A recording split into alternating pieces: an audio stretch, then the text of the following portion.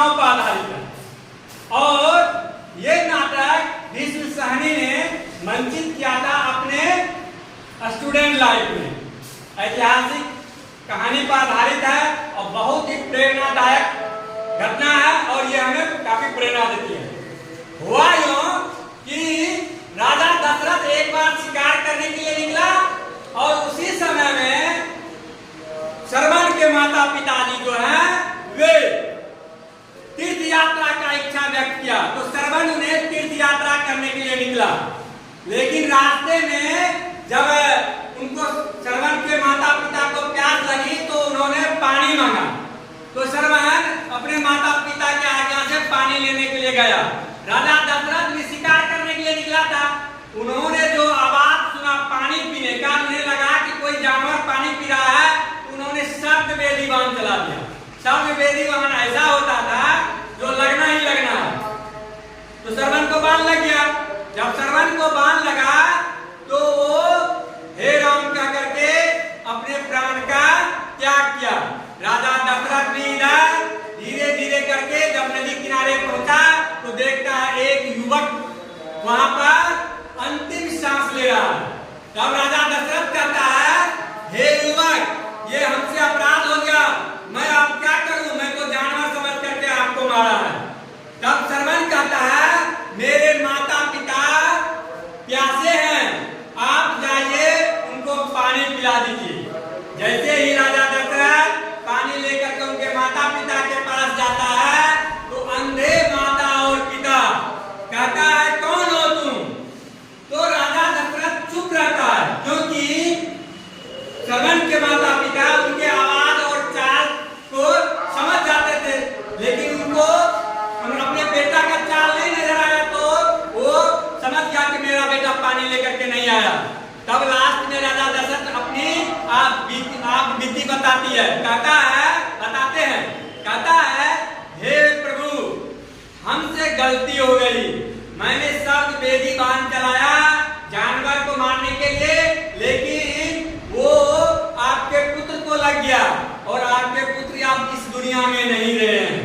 उन्होंने आपके बारे में बताया और उन्होंने कहा मेरे माता पिता प्यासे हैं, आप पानी उसको पिला दीजिए, तो मैं आपको पानी पिलाने आया हूँ।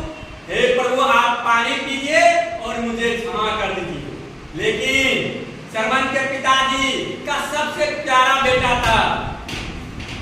श्रवण के पिताजी अपने पुत्र को खो करके माता पिता उनका बड़ी दुखी हुए और श्राप दे दिया और कहा हे राजन जिस प्रकार मैं अपने पुत्र के शोक में मर रहा हूँ, आप भी एक दिन अपने पुत्र के शोक में मरेंगे।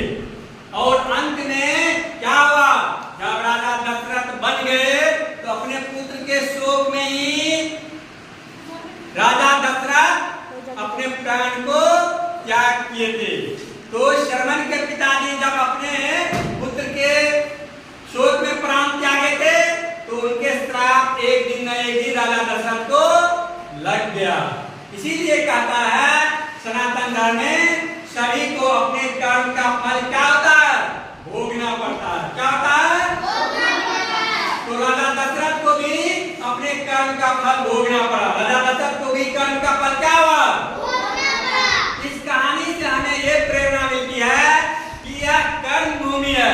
इस कर्म भूमि पर जो जैसा कर्म करेगा उसको वैसा फल मिलेगा। आप लोग अगर मन लगा करके पढ़ेंगे, मन लगा करके काम करेंगे तो आप लोग भी अच्छे स्टूडेंट बनेंगे और अच्छे जीवन के मार्ग पर आगे बढ़ पाएंगे। तो कर्म का फल अच्छा कर्म करना चाहिए। दूसरी प्रेरणा मिलता है कि हमें बिना सोचे समझे देखे किसी पर प्रहार नहीं करना चाहिए, किसी पर प्रहार नहीं करना चाहिए। क्योंकि राजा दशरथ बिना देखे ही बाण चलाया था और वह बाण कौन सा बाण था? शब्द वेदी बाण था। कौन सा बाण था? शब्द वेदी बाण। शब्द वेदी बाण का यह खासियत होता है कि वह जैसे ही चलाएगा जिसको मारेगा उसको लग जाएगा। जिस प्रकार आजकल मिसाइल होता है, मिसाइल अमेरिका भारत अपने विभिन्न देश के पास है, वह यहाँ से अगर मिसाइल चलाता हजारों किलोमीटर दूर जाके वह गिरता है, वहाँ पर विस्फोट होता है, बहुत सारा लोग मारा जाता है। तो वहाँ तो हम लोग देख नहीं पाते हैं, हो सकता है अस्पताल पर गिर जाए, बहुत सारे मरीज मर जाए, बेगुनाहों पर गिर जाए। उसी प्रकार उस समय में शब्द वेदी बांधा, बिना देखे चलाने के बाद भी लग गया और वो मर गया, अर्थात बिना देखे सोचे समझे किसी पर प्रहार नहीं करना चाहिए। दूसरा इसका ये सीख मिलता है ना। तीसरा सीख मिलता है श्रवण कुमार से, उन्होंने अपने माता पिता के प्रति बहुत ही स्नेह, आदर और सम्मान रखता था। उन्होंने अपने माता पिता की इच्छा को पूरा करने के लिए उसको तीर्थ पर ले गया ना। तो दूसरी प्रेरणा हमें मिलता है